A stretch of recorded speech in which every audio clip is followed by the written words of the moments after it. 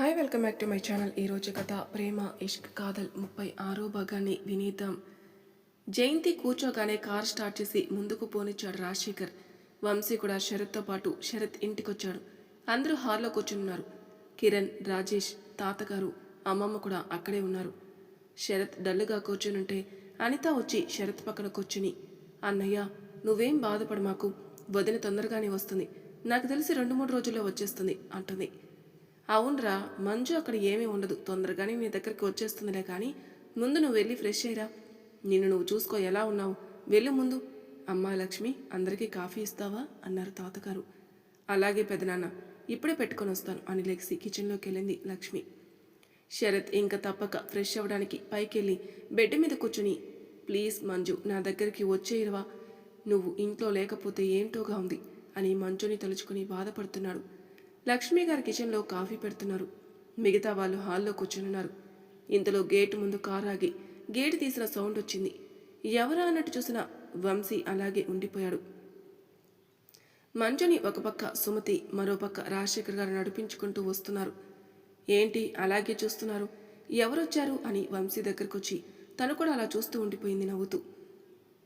ఎవర్రా అలా ఉండిపోయారు ఇద్దరు అని అంటూ గుమ్మం వైపు చూసిన వాళ్ళకి మంజు వస్తూ కనపడింది. మంజు ఇంట్లోకి వస్తూనే సార్ సార్ అంటూ పిలిచింది. మంజు పిలుపు విని లక్ష్మి కిచెన్ నుండి బయటకొచ్చింది. మంజు గురించి ఆలోచిస్తున్న శరత్కి మంజు పిలుపు భ్రమ అని అనుకుంటున్నాడు. మళ్ళీ ఈసారి గట్టిగా సార్ ఎక్కడున్నారు, కిందికి రండి అని పిలిచింది. కాదు కాదు అరిచింది. నిజంగానే మంజు వచ్చిందా అని కిందికొస్తూ గుమ్మం వైపు చూస్తున్న శరత్కి మంజు కనపడింది.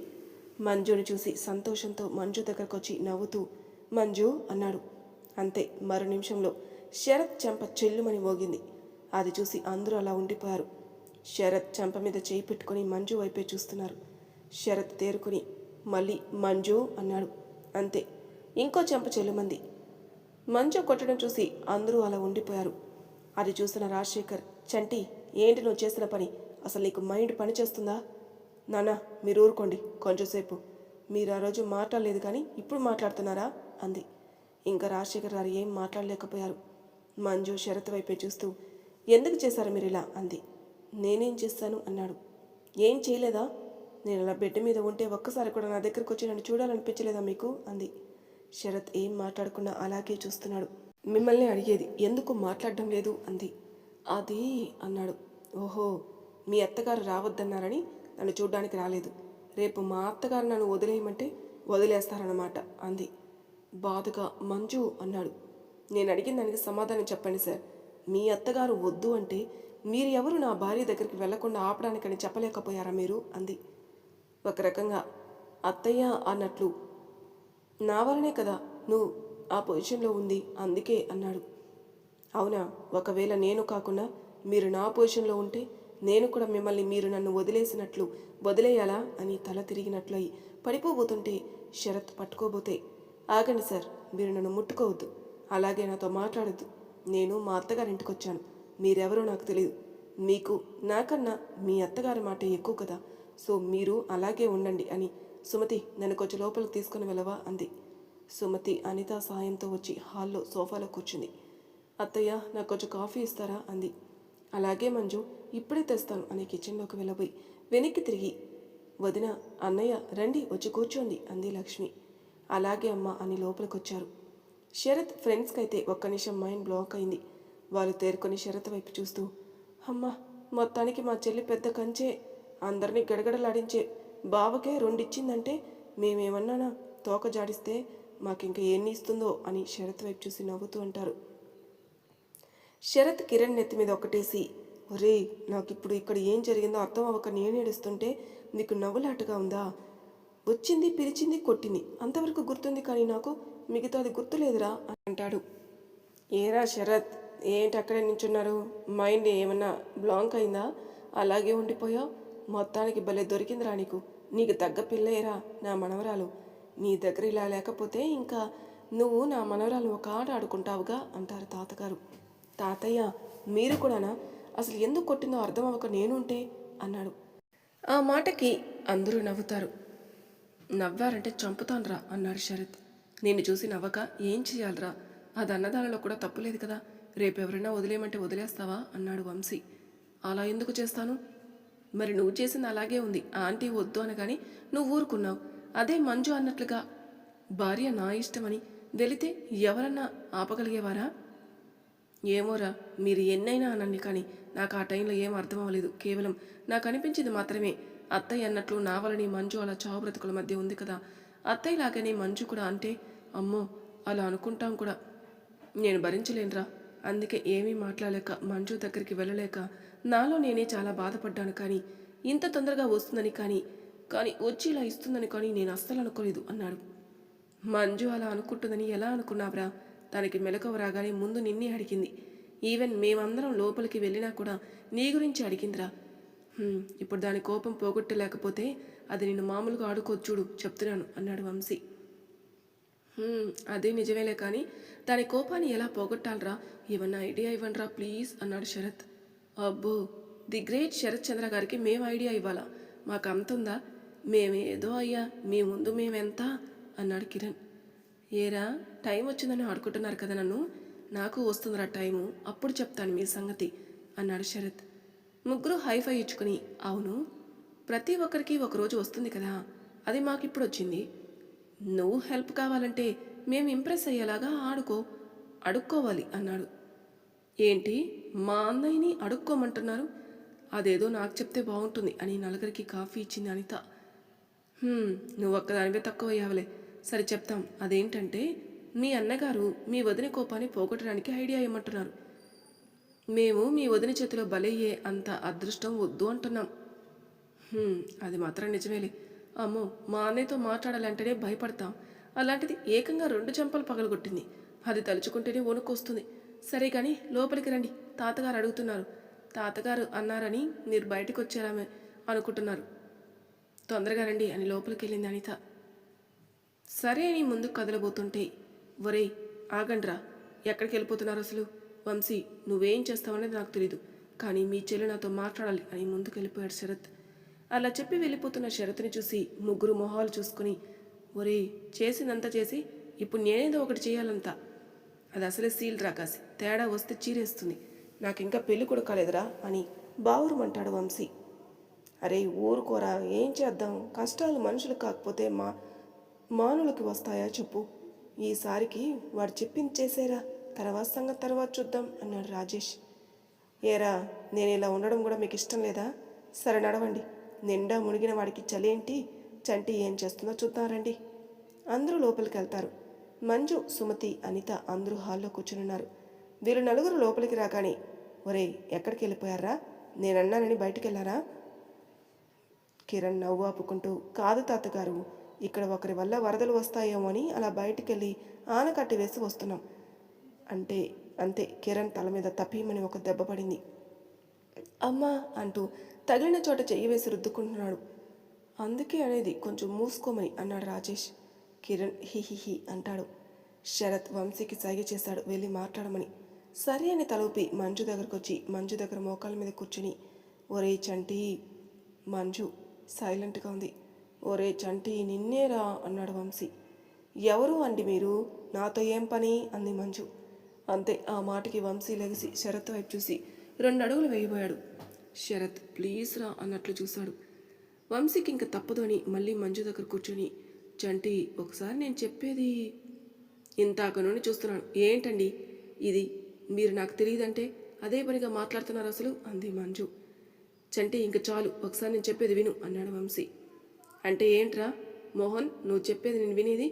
నిన్ను ఎన్నిసార్లు అడిగాను సార్ ఏడి ఎక్కడా అని, బాగున్నారని. కానీ నువ్వు నాకు నిజం చెప్పకుండా మీ పిన్నితో కలిసి నా దగ్గర నాటకాలాడావు. మరి ఇప్పుడు ఎవరి తరపున వకాల్తో పుచ్చుకొని వచ్చావు అసలు? మీ ఫ్రెండ్ తరపున లేక మీ పిన్ని తరపున అంది మంజు. మా ఫ్రెండ్ ఇంకా పిన్ని తరపున కాదు, మా బావ బాధ చూడలేక వచ్చాను. ఏ తరపున బావా నాయనా అంది. అంటే అన్నాడు. అది చెల్లి తరపున లేక కాబోయే భార్య తరపున అని. మంజు అనే దానికి పెద్దవాళ్ళందరూ నవ్వారు. కిరణ్ వాళ్ళు ఏం చెప్తాడా అని చూస్తున్నారు. అంతే వంశీకి కింద కూర్చుని పోయే, ఒసే నీకు ఎలా వస్తాయి అసలు ఇలాంటి ఆలోచనలు, ఎంత బాగా అన్నాడు.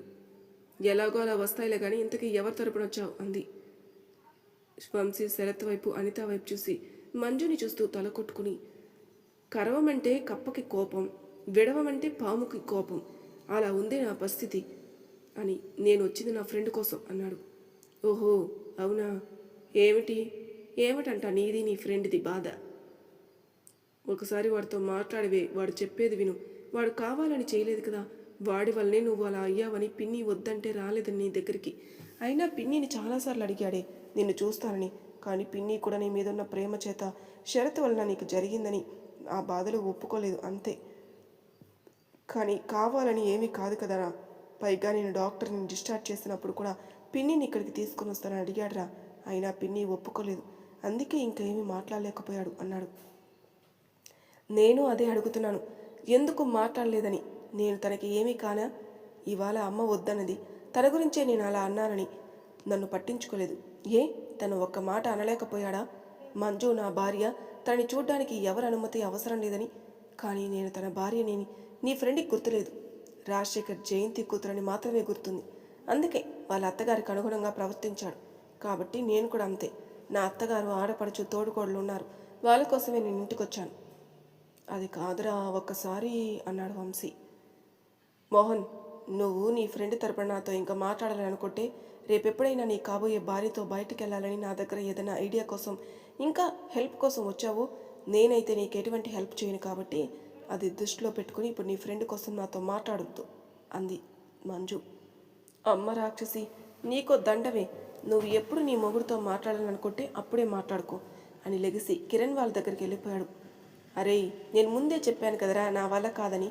ఇప్పుడు ఇంకా నీ తిప్పలు ఏవో నువ్వే పడుకో, అంతేకాని నన్ను మధ్యలోకి లాగమాకు అన్నాడు వంశీ. వంశీ చెప్పింది నిజమేరా అన్నాడు కిరణ్. కిరణ్, రాజేష్, మీ ఇద్దరు నాకన్నా సీనియర్స్ కదరా. పెళ్ళం కోపంలో ఉంటే ఎలా కూల్ చేయాలో చెప్పండిరా అన్నాడు శరత్. మా ఇద్దరు పిల్లలు ఎలా అయినా కూల్ అవుతారులే, కానీ అక్కడున్నది నీ పెళ్ళంరా బాబు. అసలే అందరూ సీమ టపాకాయ్, కంచు ఇలా రకరకాల పేర్లు పెట్టారు. అవి కరెక్ట్గా సరిపోతాయి మంజు. కాబట్టి నీ పిల్లాన్ని కూల్ చేయడానికి నీకు ఐడియా ఇచ్చే అంత కెపాసిటీ మాకు లేదురా అయ్యా. కాబట్టి మమ్మల్ని వదిలేసి నీ తిప్పలేవు, నువ్వు పడు వంశీ చెప్పినట్లు అంటాడు రాజేష్. అమ్మ చంటి, ఏమిట్రా ఇది? అక్కడ శరత్ తప్పు లేకపోయినా శరత్ నువ్వు ఇలా ప్రవర్తించడం ఏం బాగలేదురా అన్నాడు రాజశేఖర్.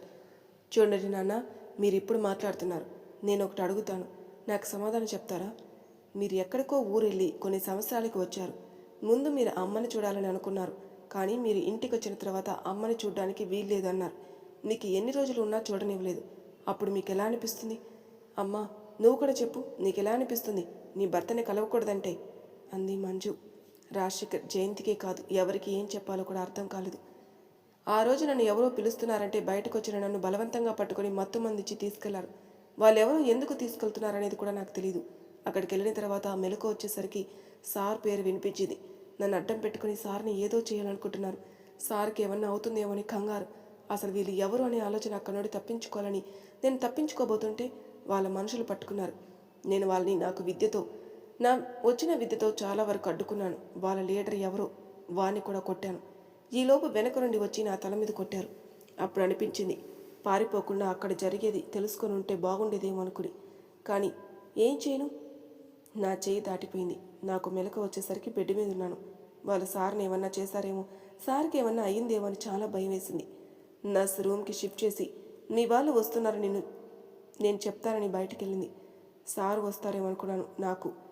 మీరందరూ వచ్చారు, కానీ నేను ఎవరి కోసం ఎదురు చూస్తానో వాళ్ళు రాలేదు. మిమ్మల్ని అడిగితే ఒక్కొక్కరు ఒక్కో మాట చెప్పారు, కానీ నేను చూడాలనుకున్న మనిషి మాత్రం రాలేదు. అప్పుడు నాకు ఎలా ఉంటుంది? వాళ్ళ దగ్గర నేను సార్ గురించి విన్నాను, వాళ్ళు సార్ని ఏమన్నా చేశారేమో, అందుకే మీరు ఏమీ చెప్పటం లేదని అనుకున్నాను అని ఏడుస్తూ. నాకు ఎంత భయం వేసిందో తెలుసా సార్ గురించి. ఇక్కడికి వచ్చి సార్ని చూసే వరకు నాకు ఎలా ఉంటుందో ఒకసారి ఆలోచించండి. నా ప్లేస్లో ఉండి అప్పుడు మీకే తెలుస్తుంది నా బాధ ఏంటి అనేది. అమ్మా, సార్ వేలో ఎవరిది వాళ్ళది కరెక్టే, కానీ ఎవరూ నా గురించి ఆలోచించలేదు. నా బాధ తగ్గే వరకు మీ ఇద్దరితో ఎవరితో మాట్లాడు. మీకు అమ్మ మీద ప్రేమ ఉండబట్టే కదా మీరు అమ్మ మాటకి ఎదురు చెప్పలేదు. నేను అన్నిసార్లు సార్ గురించి అడిగినప్పుడు కూడా సార్ని పిలవాలని మీకు అనిపించలేదు కదా? అవునమ్మా, మీ ప్రేమ సార్ ప్రేమ కదా చాలా తేడా ఉంది. అదే నా కోసం అయితే వెంటనే చేసేవారు. ఇప్పుడు తీసుకునొచ్చినట్లు అవునా అని కళ్ళ నీళ్ళు తుడుచుకుంటూ, అమ్మా ఇందాక నేను అలా మాట్లాడినందుకు సారీ.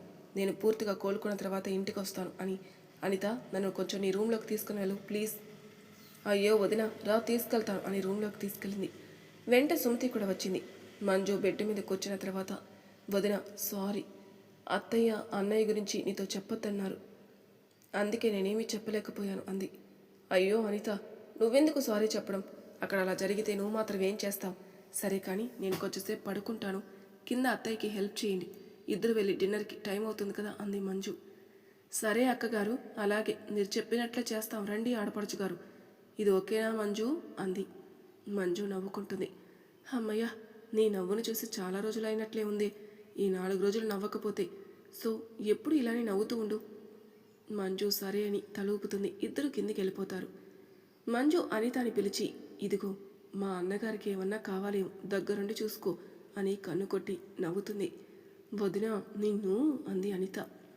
తర్వాత నన్ను చూద్దులే కానీ ముందు కిందికెళ్ళు, లేకపోతే అత్తయ్య ఒకరే చేస్తారు వంట. ఇద్దరు నవ్వుతూ కిందికెళ్ళిపోతారు. సారీ అమ్మా, నిన్ను చాలా మాట్లాడినాను, అలా మాట్లాడబట్టి నేను ఇక్కడికి రాగలిగాను. ఈ కొన్ని రోజులన్నా సార్తో ఉండాలని ఉంది. ఇప్పుడు తనతో మాట్లాడడానికి ఎలా ప్రతిమలాడుతాడో చూడాలి. ఆ రోజు హాస్పిటల్లో నువ్వు మోహన్ మాట్లాడుకుంది విన్నాను. నాకు అర్థమైంది ఏమిటంటే సార్ని నన్ను కలవద్దన్నావని, కానీ ఎందుకు అనేది నాకు తెలియదు పూర్తి విషయం అని ఆలోచిస్తోంది కళ్ళు మూసుకొని. ఇంతలో డోర్ దగ్గర ఎవరో వచ్చిన అలికిడైంది. ఎవరా అన్నట్లు కళ్ళు తెరిచి చూసింది. డోర్ దగ్గర నుంచొని మంజుని చూస్తూ ఉన్నాడు శరత్. శరత్ని చూసిన మంజు కూడా అలానే చూస్తోంది. గెడ్డం పెరిగి ఉంది, కళ్ళు నిద్రలేమిని చూపిస్తున్నాయి. మొహం చాలా బాధపడినట్లుంది. అలా ఉన్న శరత్ని చూసి మంజు కళ్ళల్లో నీళ్లు తిరిగాయి. అవి శరత్కి కనపడకూడదని కళ్ళు మూసుకుంది. మరి తర్వాయి భాగంలో ఏం జరగబోతుందో నెక్స్ట్ ఎపిసోడ్లో తెలుసుకుందాం. అంతవరకు నా ఛానల్ సబ్స్క్రైబ్ చేయని వాళ్ళు ప్లీజ్ సబ్స్క్రైబ్ చేసుకోండి, లైక్ చేసి షేర్ చేయండి. మీ అభిప్రాయాలు నాకు కామెంట్ రూపంలో తెలియజేయండి. Thank you for listening.